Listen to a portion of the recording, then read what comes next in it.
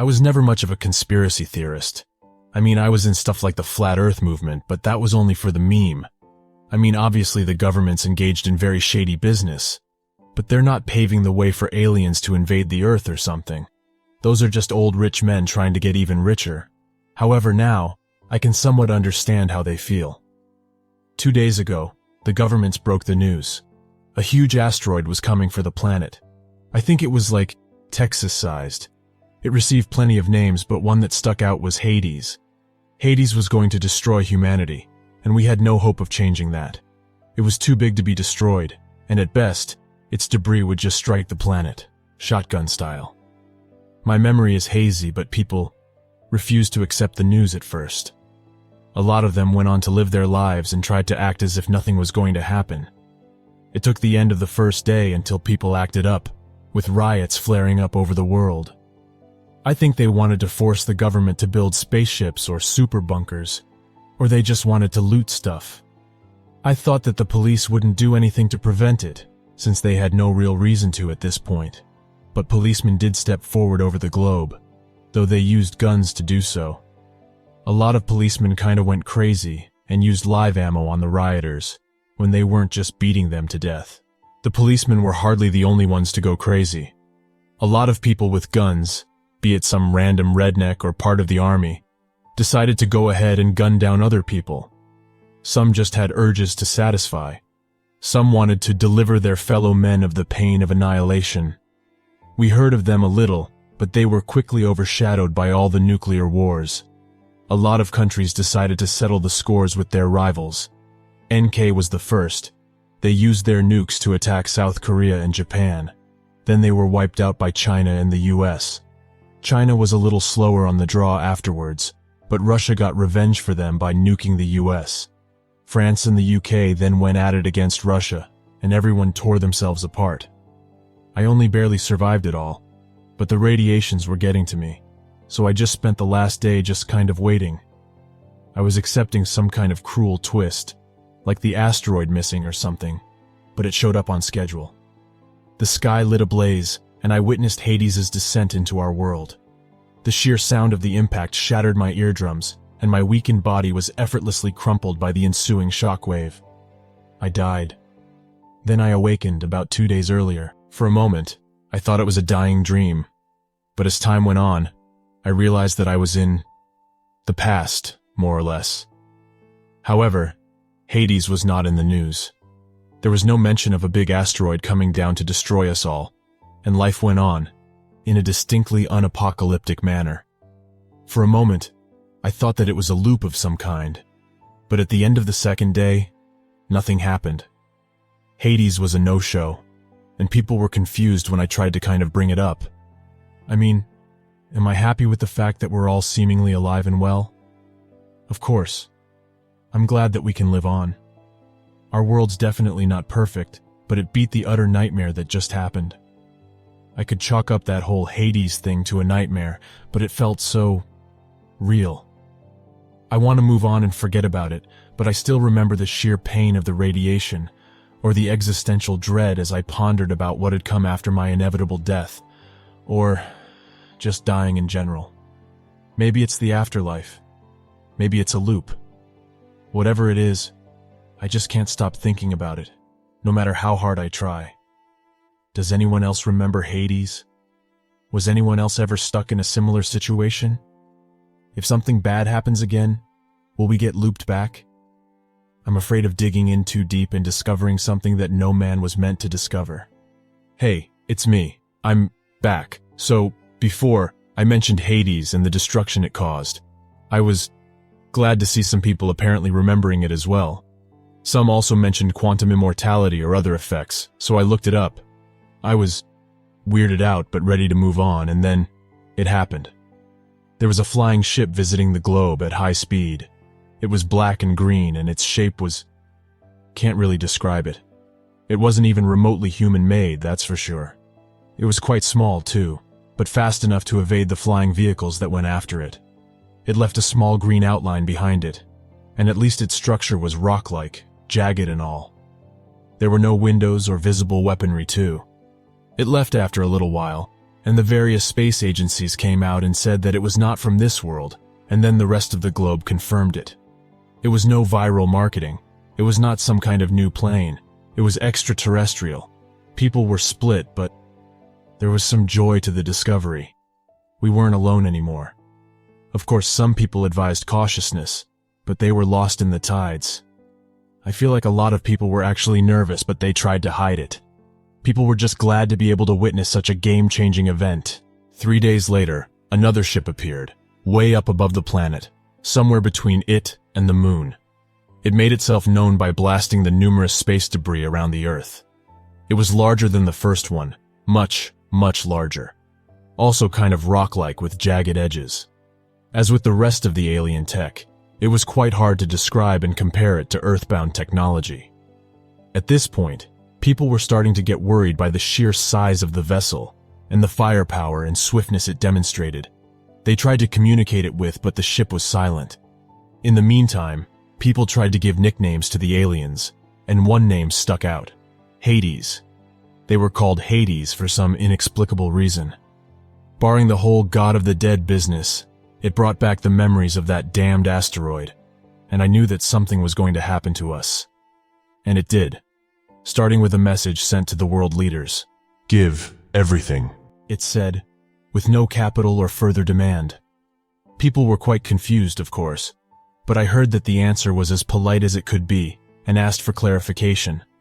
So they made themselves more clear, and the ship promptly attacked the surface of the planet, deploying an astounding amount of lasers to do so.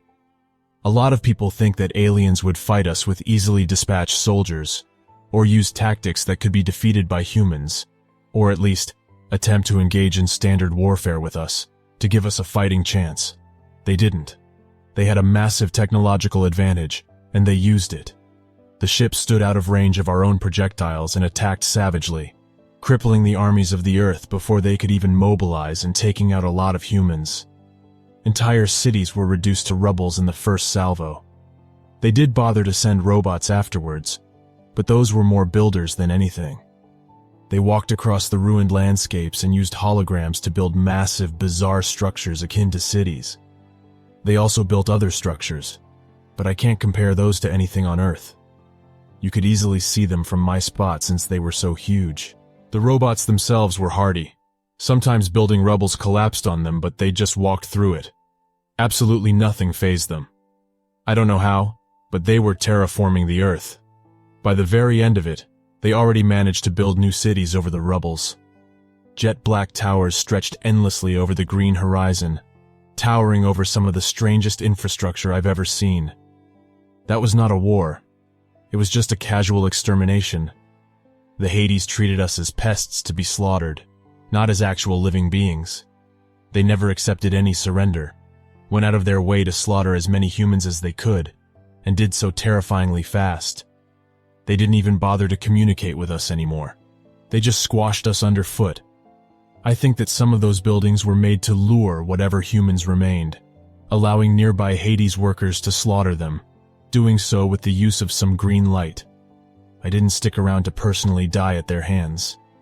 After surviving the first wave, I witnessed the creation of those cities and the victory of the Hades, and I decided to end it all, thanks to a sharp debris nearby. I woke up on the same day the invasion occurred. People did remember the ship, but the giant one never showed up, and people carried on with their lives, knowing that they weren't alone. However, I couldn't shrug it off. I was the witness to about 2 nightmarish events by now.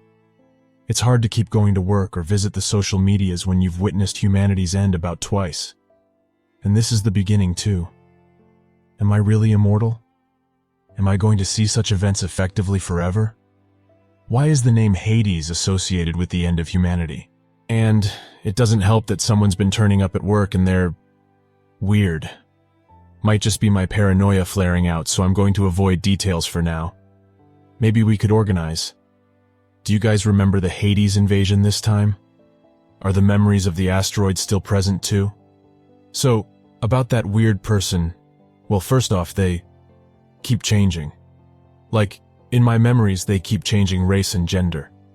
One time they're a white man, then a Latino woman, then a Japanese man, and so forth.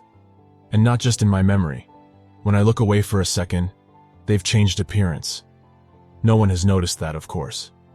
Anyhow, I approached the person and tried to play it off as if I didn't notice her weird changes. She played along initially, but then told me to meet her for lunch at a cafe once we got out of the earsight of my colleagues. I followed her. We settled down at the cafe, and I didn't bother to start with formalities. I wanted answers not only for me, but for the other people of my timeline. Who are you? You can call me Moira. I assume that you're looking for answers, Yeah. So what's with the time loop? Not a loop, it's a reset. You can turn back time? Pretty much. Time and all its shapes belong to my species. Your species? Can't tell. Alright, so you saved us all by resetting time, right? This is what we do. We observe events across the timelines. If something utterly catastrophic happened to a planet or its people before their time, we reset. What do you mean? You humans will die, eventually. I can't tell how or when, but all of humanity will be thoroughly wiped out one day. Our goal is to make sure that it happens on schedule, and for that, we reset whenever something wipes you out beforehand. I leaned back in horror a little, but she shook her head. No, we won't do it. It's something that will happen naturally. Define naturally, please? Your son going rogue, for an instance. I guess that things related with Hades are not natural. But what is Hades, though? Why is the name associated with catastrophic events? Is there a link to the god? I can't tell you that. What are you willing to tell, then? Humans are small. I know how your culture works. You always imagine yourselves succeeding at reaching great heights within the universe. You always have one characteristic unavailable to the other races of the universe. The truth is, however, that in the vast scheme of the universe, you will always be less than a grain of sand. I wish I could have come up with an inspiring answer, but I just kind of froze, with my mouth open. Of course, you're hardly alone in that regards. We protect a lot of species across the universe. None of them will matter in the grander scale of existence, but for the sake of the timelines, we protect them. If you can reset time, why aren't you helping us when something bad happens? Like a war or... We're not babysitters. We protect you against things that surpass your understanding of the universe or things beyond your control. But we won't fix your mistakes. She looked at the side for a moment, leaning her head on the palm of her right hand. You know, you might just end up wiped out because of pollution in the future, and that's not something that will change. Yeah, anyhow, what about my memories? The timeline can lag and leave you with memories of the reset. You and a few others remember Hades' 2 descents into your world. This will change at the next loop, tomorrow. She took a small pause and leaned back on her seat. There are 2 alien empires at war. One of their warheads is going to veer off course and end up in your solar system. The resulting detonation is going to take out your planet and will reset correctly. You'll forget everything you've ever learned, and you'll live on a blissful life, unaware of the grander scope of the universe. I made a whiny little sound.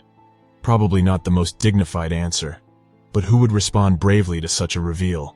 In the end, the universe is cruel, and we're not the only species with the power to impact reality. You humans prone truth over the illusion of a good life. But it is better to live and die in sweet ignorance, don't you think? You really don't want to know what lurk beyond the veil of space. Yeah, I muttered in answer. So I guess that those logs of mine will... be remembered as silly stories. A group of humans will read them, hopefully enjoy them, and then they will be forgotten along with your other stories. All right. So, why not reset now? Why would you wait for us to die? For the records, She replied, getting up. we observe the numerous ends of species. She stopped for a moment and smiled, Hey, said Moira, with some new edge to her voice. do you want to know just how much you end up wiped out on average? Yeah, I said, knowing that I'll forget about it by the next day. She whispered it in my ear and left. I remember quietly leaving a note behind as well, before leaving. I won't share what she told me, but I'm going to end this. Tomorrow we'll all die and time will reset and I'll forget everything. These logs will just be stories, and the nightmares will stop. I'll go back to living a good life. I'm going to carry out my normal life anyway, until tomorrow. I'm going to do what those people did on the first day of the meteor, and live in ignorance of the inevitable end. I know better than to spend a life worrying, because, after all, I was never much of a conspiracy theorist.